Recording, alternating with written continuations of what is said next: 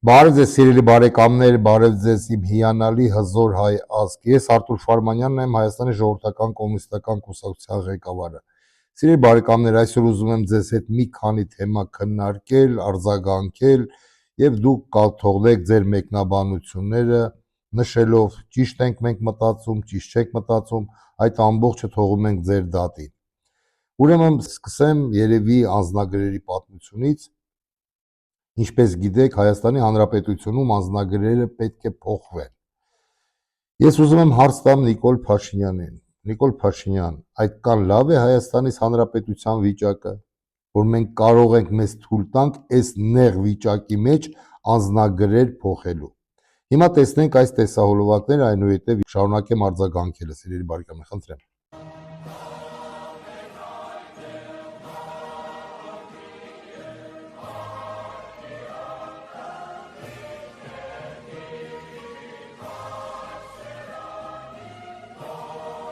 Նայեք այս պատկերին եւ համեմատեք այն ձեր տխրահռչակ նոր անձնագրերի հետ։ Ինչ եք արել դուք։ Վախկոտի պես շրջել եք խոր վիրապը, որ հանկարծ Արարատի շողքը չընկնի ձեր խաղաղասիրական օրակարգի վրա։ Սա պարզապես դիզայն չէ, սա ազգային ողնաշարի կորացում է եւ էժանագին турք հարևանների քմահաճույքին։ Դուք փորձում եք մեր անձնագրերից ջնջել մեր պատմությունն ու սրբությունները, որպեսզի ձեր տերերին ապացուցեք ձեր հավատարմությունը։ Իսկական պետական մտածողությունը ենթադրում է այսպիսի հզոր ու հպարտ պատկերներ, ոչ թե թաքնված ու կիսատ-պրատ էսքիզներ։ Դուք ոչ թե անձնագիր եք տպում, այլ հպատակության վկայական։ Ամոթ է։ Սիրելի բարեկամներ, այստեղ հարցը նրան չի, որ կապուտ անձնագիրը փոխվում է կարմիր անձնագրով։ Կարմիր գույնը մեզ հոգեհարազատ գույն է Խորհրդային Միության տարիներին, ինչպես գիտեք ձեզանից շատերը, իրոք եղել է կարմիր գույն։ Ոչ թե մենակ Խորհրդային Միությունում, եվրոպական բազմաթիվ երկրներում անձնագիրը կարմիր գույն է։ Ված բան չկա, ճաշակին էլ ասում են ընկեր չկա։ Բայց այստեղ հարցը հետևյալն է։ Հայաստանի ժողովրդական կոմունիստական կուսակցությունը կոչ է արել ազգին բոյկոտել այն անձնագրերը, որտեղ չի լինի Մասիս լեռը։ Մասիսը տխուր է անին ավերված, կյանքիս կամուրջները ծխում են այրված, Ետ շամփոթ շունեմ ես իմ հույսն եմ մարված։ Ինչպես դուք նկատեցիք, այդտեղ հանվում է Մասիս լեռը։ Նիկոլ Փաշինյան, ուզում է զաբոր քաշի, դե դու զաբորի մասնագետ ես։ Մասիսը հայի սրտում է։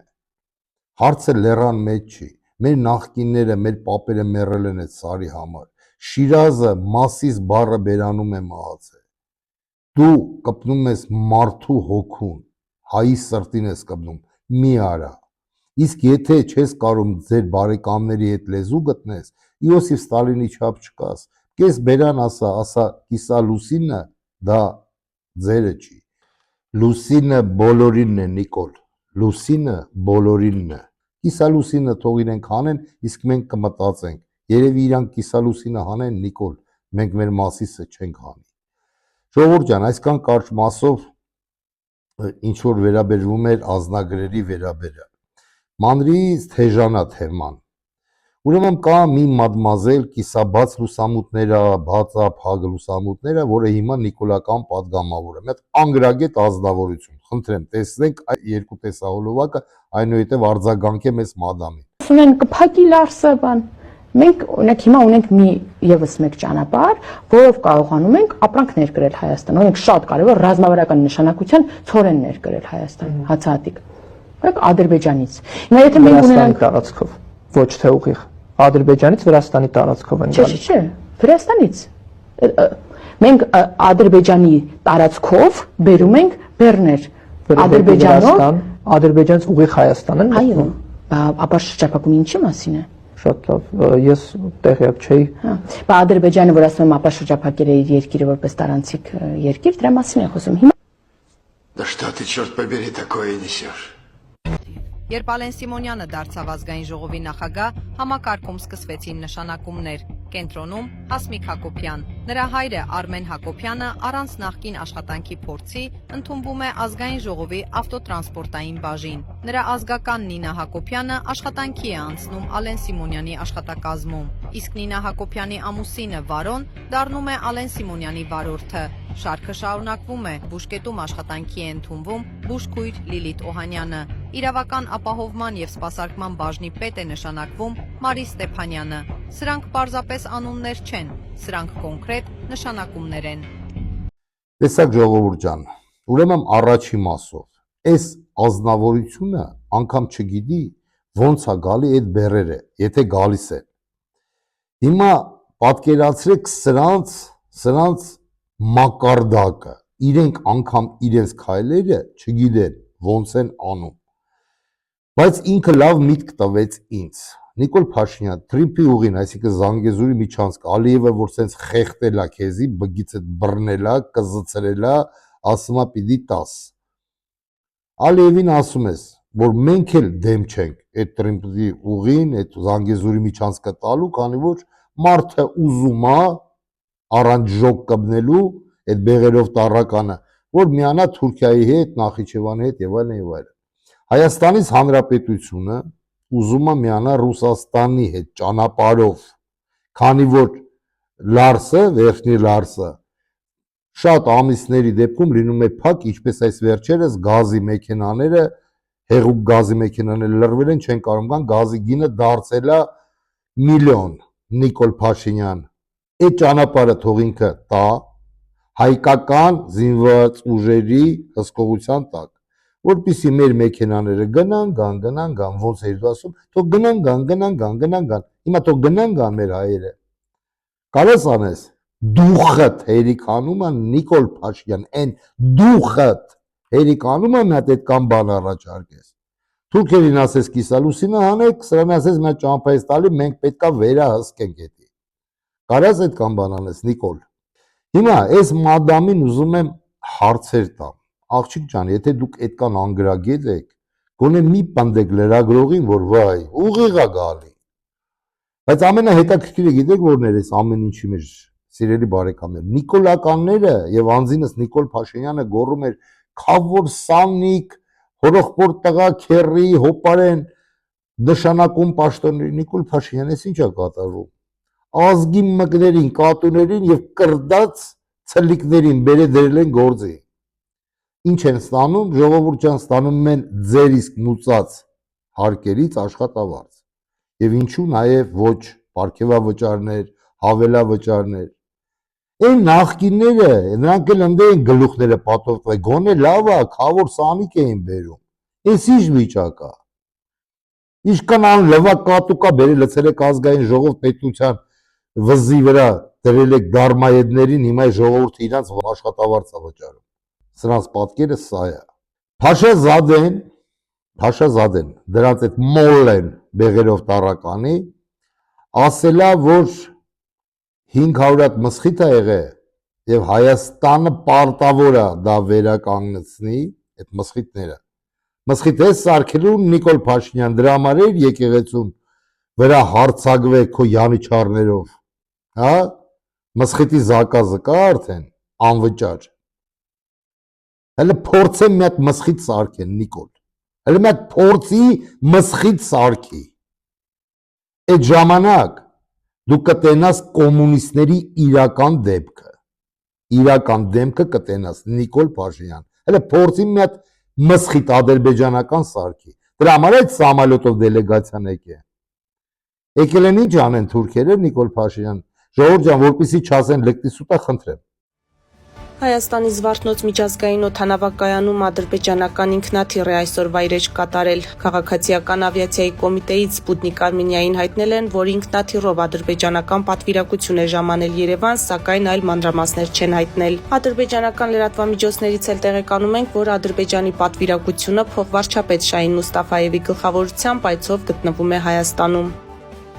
Եկել են ինչ ասեն Նիկոլ Փաշինյան։ Եկել են ասեն, որ քեզի պատերժկա են անում, ոնց որ հայտարարում են ադրբեջանական իշխանությունները։ որ առավոտից իրիկուն Բաքվի փողոցներում ռոլիկն ա ֆռում քո կերպարով, հա?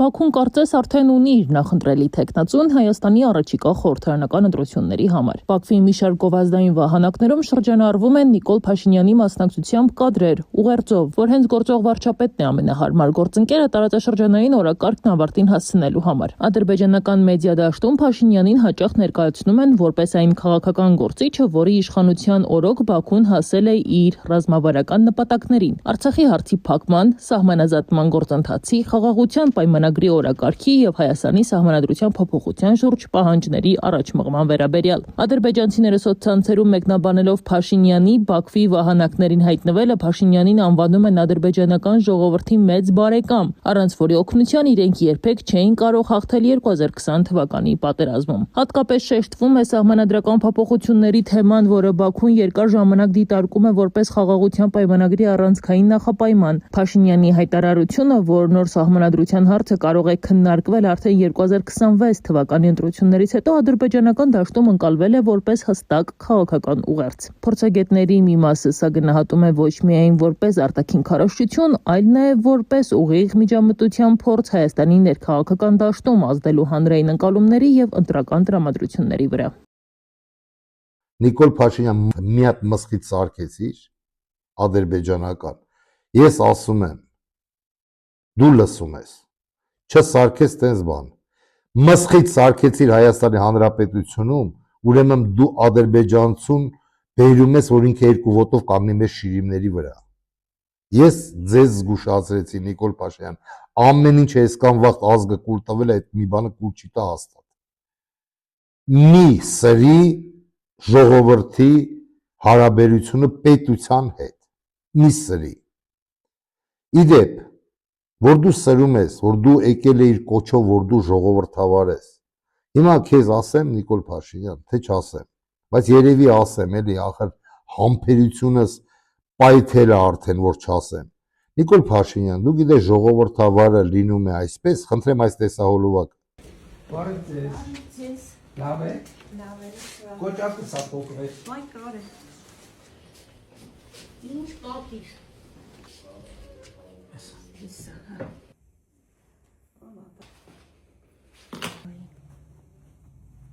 Նորմալ կարեցի։ Լավ, շնորհակալ եմ շատ։ Լավ է։ Լավ է։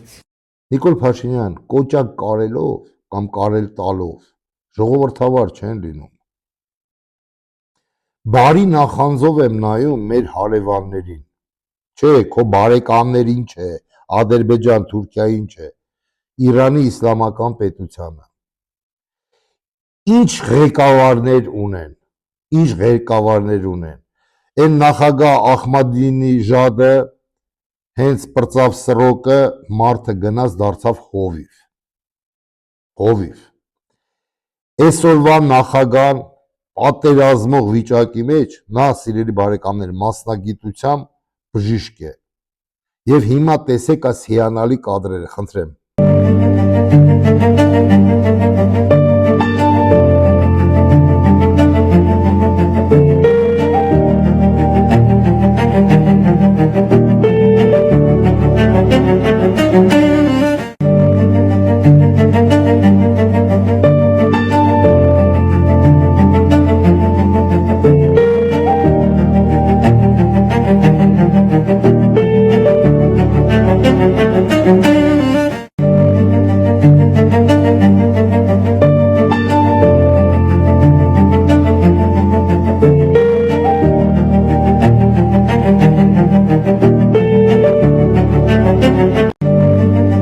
Տեսակ Նիկոլ Փաշինյան, որն է ժողովրդավարը,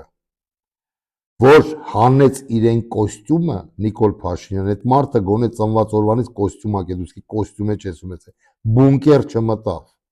որ այսօր Ամերիկայի հատուկ ծառայությունները որս են հայտարարել իրեն կյանքի վրով։ Ոնց որ հոգևորականներին դրեցին, մորթեցին, սպանեցին, ոչնչացրեցին, տենց էլ ուզում են ոչնչացնել նախագահին, բայց не тут-то было ռուսնասումը։ Մարդը հանեց իրեն կոստյումը, հագավ խալաթը ու գնաց իր մասնագիտությունը, ինչ որ ինքը ստացել է, որպես վիրաբույժ գնաց սկսեց օպերացիա անել իրեն վիրավորված ազգին,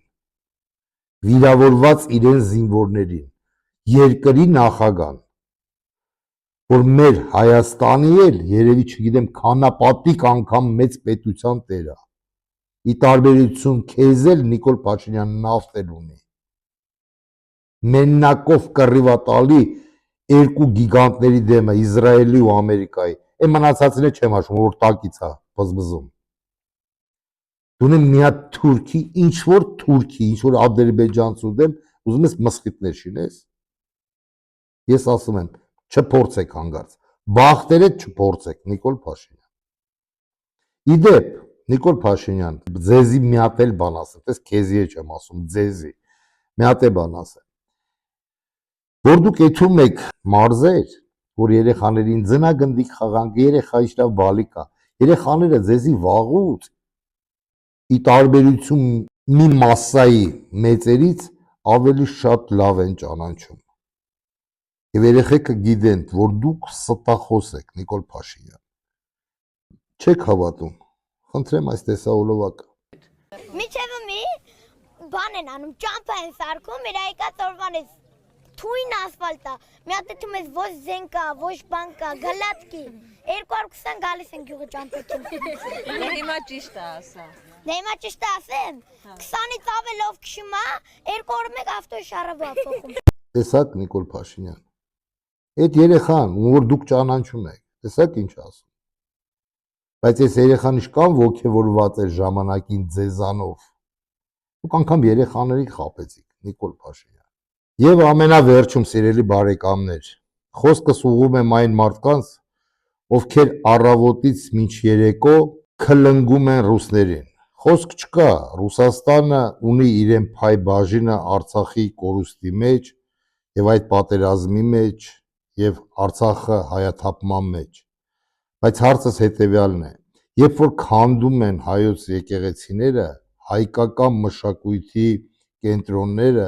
հայկական սրբությունները, Ադրբեջանցի վանդալների արյունոտ երախը հասել է 100-ամյակների պատմություն ունեցող եկեղեցիներին, հուշակոթողներին, արձաններին։ Բաքվի բռնապետական վարչակարգի քարոզչական մեքենայի անձնական սպասարկու բլոգերները, լրատվամիջոցները հրապարակում են լուսանկարներ, տեսանյութեր, որոնք հաստատում են, որ ադրբեջանական իշխանությունները չեն հրաժարվել Արցախի ինքնության կարևորագույն խորհրդանիշներից մեկը մենք ենք մեր սարերը հուշարձանը վերացնելու մտադրությունից։ Արցախի խորհրդանիշներից մենք ենք մեր սարերը հուշարձանը կանգնած է կանխամտածված ոչնչացման իրական եւ անմիջական վտանգի առջև։ Այս ահազանգը փաստական հիմքեր ունեցող լուրջ նախազգուշացում է, որը վկայում է Ադրբեջանի իշխանությունների կողմից հայկական մշակութային ժառանգության հետևողական եւ նպատակային ոչնչացման քաղաքականության շարունակության մասին։ Ադրբեջանը պետական մակարդակով իրականացնում է հոգեբանական, տեղեկատվական տերորի քաղաքականություն։ Ալիևն իր վարչակազմով նպատակ է դրել ոչ միայն ֆիզիկապես ոչնչացնել հայկական հուշարձանները, այլև ջնջել Արցախի հայկական պատմամշակութային ինքնության հիշողությունը։ Օրեր առաջ էլ Հայոց ցեղասպանության 111-րդ տարելիցի նախօրեին Ադրբեջանի իշխանությունները օկուպացված Ստեփանակերտում ոչնչացրեցին Սուրբ Աստվածածին Մայր տաճարը։ Դրա հետ կապված վարչապետը պատասխանել է, դուք այդ հարցը տվել եք, մենք այդ ինֆորմացիան ճշտում ենք, ուզում ենք հասկանանք ինչ է եւ արձագանքը կլինի։ Հայաստանի այսօր ղեկավարությունը որևէ ձևով Ադրբեջանին հակադարձելու ոչ քաղաքական ծրագիր ունի, ոչ ցանկություն, ոչ էլ հնարավորություն։ Հայաստանի Հանրապետության դիվանագիտական ծառայության հետ ուղղությամբ որևէ աշխատանք չեն տանում։ Ավելին, ես կարող եմ ենթադրել, որ տանում են հակառակ ուղղությամբ աշխատանք, այսինքն դիմում են միջազգային գործընկեր կազմակերպություններին կամ պետություններին, որ նմանատիպ գործընթացների նկատմամբ որևէ գնահատականներից ձեռնպահ մնան։ Արցախում պատմամշակութային ժառանգության ոչնչացման, եկեղեցիների վերացման ֆոնին Իսպանիայից են տեղեկություններ ստացվում, որ հայկականը ոչնչացնող Խաղարարար Ալիևը ստացել է խաղաղության եւ հաշտեցման մրցանակ Ադրբեջանի եւ Հայաստանի միջև խաղաղության հասնելու եւ երկխոսության խրախուսման ուղղված ջանքերի համար։ Զավեշտալին ըստ փորձագետների այն է, որ Արցախում էթնիկ զտումների ու Արցախի պատմությունը մեծ եռանդով փոշիացնել ցանկացող Ալիևը մրցանակ ստանալով դատապարտում է քաղաքացիական բնակչության դեմ հանցագործությունները։ Նման տրամաբանության գործընթացի զարգացումը ինչ որ այսօր տեղի է ունենում, տանում է ոչ դեպի պատերազմ, անկախ ամեն ինչից, եւ այդ պատերազմի քաղաքականությունը մեր կողմից իրականացնում է գործող իշխանությունը, ադրբեջանական կողմից ադրբեջանական իշխանություն։ Աշխարհի աչքի առաջ ադրբեջանցի վանդալները վտանգում են արցախցիների ինքնության խորհրդանիշը, իսկ միջազգային հանրության լռությունն այս իրավիճակում վերածվում է հանցավոր անտարբերության։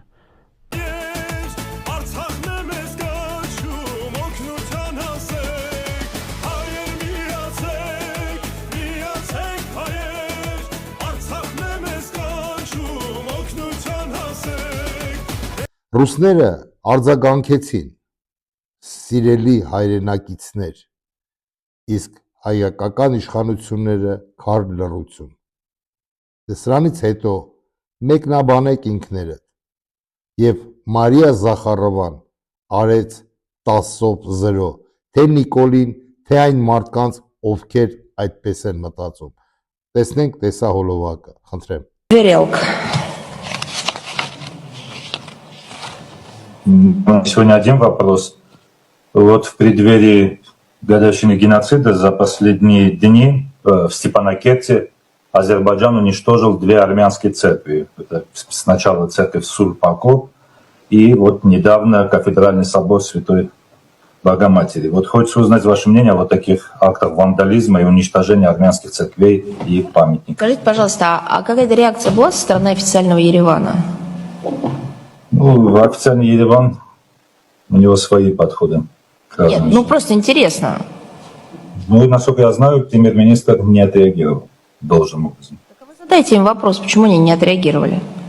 За нами как бы дело не встанет. Я могу и сейчас сказать. Потому что мы неоднократно, в том числе и в ответах на ваши вопросы, поднимали тему недопустимости войны с памятниками. Кому как не нам знать, что такое, когда памятники, связанные с твоей культурой, с общей культурой, с общими периодами истории, уничтожают безосновательно. И мы не меняем свои подходы, и у нас нет двойных стандартов в этом смысле. У нас стандарт един. Это нельзя делать, где бы это ни происходило. И всегда, даже есть разные нюансы, экономические, логистические, политические, всегда можно договариваться и находить точки соприкосновения. Я напомню, трехсторонние договоренности на высшем уровне, которые были заключены с 20 по 22 год между Россией, Арменией и Азербайджаном, предусматривали в том числе и гуманитарный трек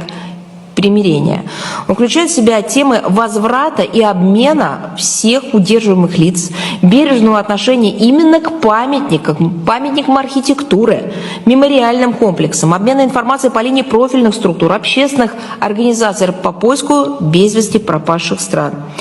Как представляете, запрос общественности как в Азербайджане, так и в Армении на решение такого рода вопросов актуален и сегодня, и ваш вопрос это подтверждает.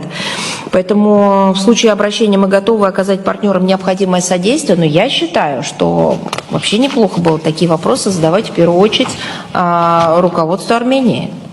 Տեսակ սիրելի բարեկամներ, ոչ ավելացնելու, ոչ պակասեցնելու բան չկա։ Մեկնաբանությունները թողնում եմ ձեզ։ Այսօր այս կանը ասելս հետևյալն է. շատ բարդ ընտրության առաջ են կանգնած, որ ընտրությունները լինելու են կապիկություն, խարդախ, կեղտոտ, ինձ եմ ասեմ, խայտարակված, դա արդեն երևում է հիմա, քանի որ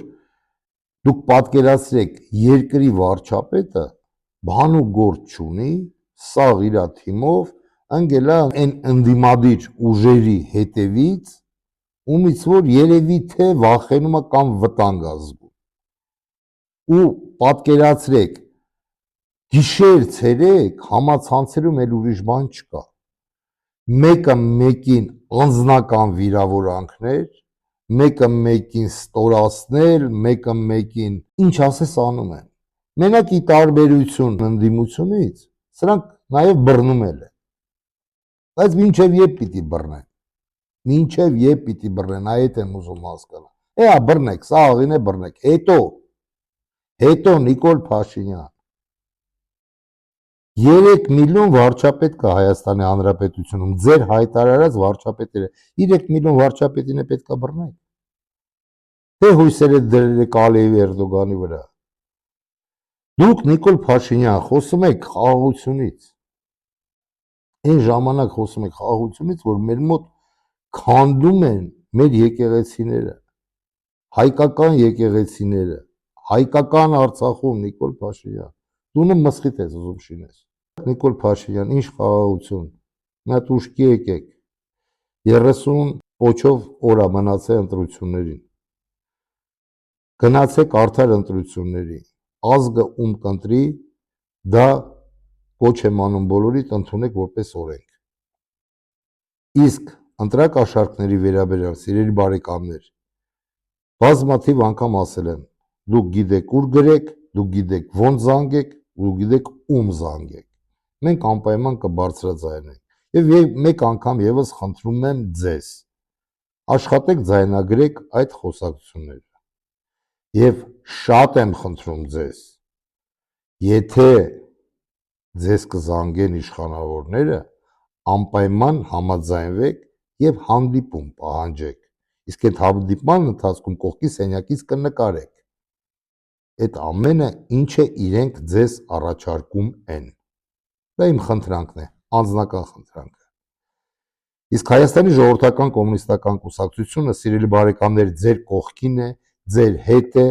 մենք հետևում ենք յուրաքանչյուր քայլին, ինչ անում է դե դիմությունը, թե ընդդիմությունը, եւ զեկույցով հաճախ հանդես են գալու եւ զեկուցելու ենք հայ ազգին, թե ինչ է կատարվում Հայաստանի Հանրապետությունում։ Սիրելի բարեկամներ, գնացեք ընտրատարածքներ հունիսի 7-ին 2026 թվականին,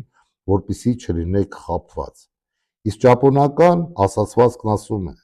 լինել խաբված, լինել ստորացված։ Մի թույլ տվեք, որ թե դիմությունը, թե ընդդիմությունը ձեզ ստորացնի։ Դուք դրան արժանի չեք։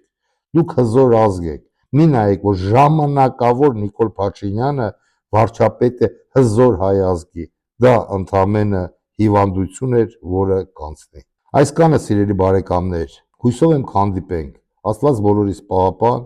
ստեյցություն, կեցե Հայաստանից Հանրապետությունը, կեցե հայ ժողովուրդը։